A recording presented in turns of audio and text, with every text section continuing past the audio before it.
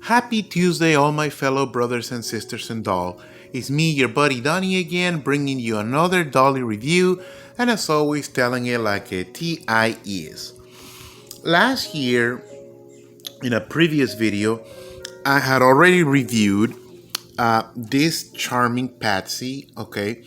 And so I'm just having her here because, well, you see, the reason why I have these two dolls in the video, even though I already reviewed this one, is that I anybody who knows me, okay, can attest that I am very pro sibling, okay, and I'm so pro sibling that well, my pro sibling ways seep down or trickle down onto my doll taste, and I love making over groups of sibling dolls, sisters or brothers, and well, these two dolls, I intend to make them over.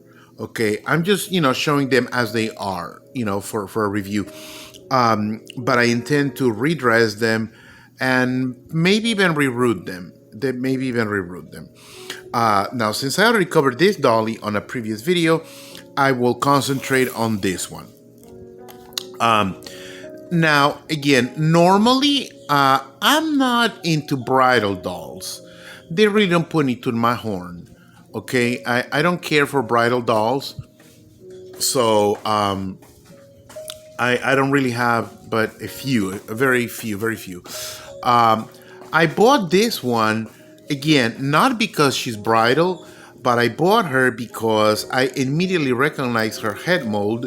Okay, that is the same as this one.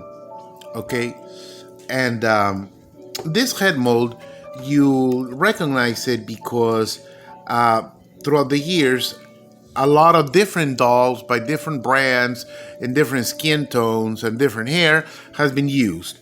I don't know what to call this head mold. Okay, here she's a charming Patsy. Okay, again, she's a bridal doll, and she does not have a date, okay, anywhere near on her box. Okay, so it's anybody's guess what time period was she made in.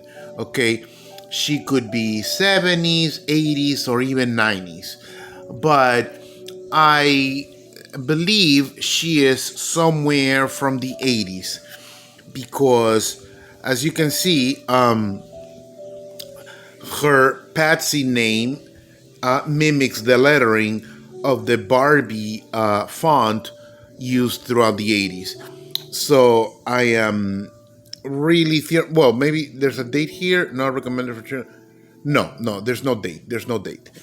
So since this doll is not marked with a date, I'm going to guess she's somewhere from the 80s. And the 80s also hints because her box is in the triangle shape that a lot of Barbies came in the late 70s to early 80s. Okay, the style of the box is very Barbie-esque. Okay, let me unbox her. Being a clone, yeah, this doll qualifies as a clone, even though the head mold may very well be original. I believe she qualifies as a clone because, well, she's not exactly luxurious or high quality. It's a pretty doll. Excuse me. She's, like I said, not of the highest quality, okay, obviously.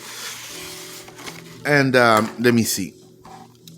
Yeah, her legs, just as I suspected, do not bend. Do not bend. Her bridal gown, it's pretty, let me see. Oh, her face is kind of hard, so I may not be able to reroute her or simply restyle her hair.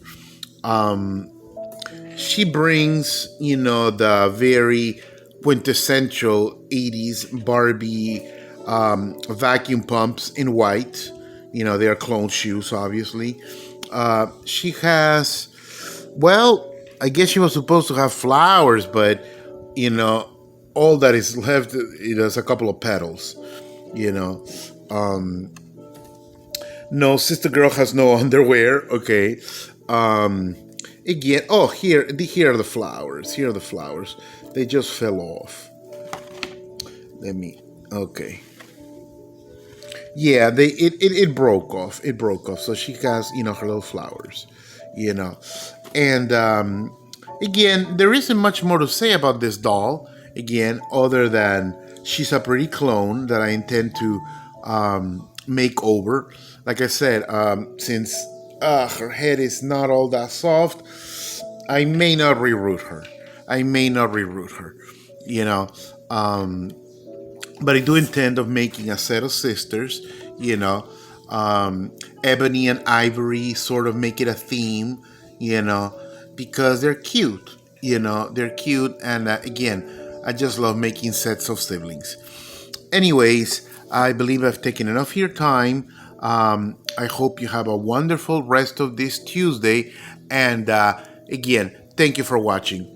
Love you guys. Bye bye for now.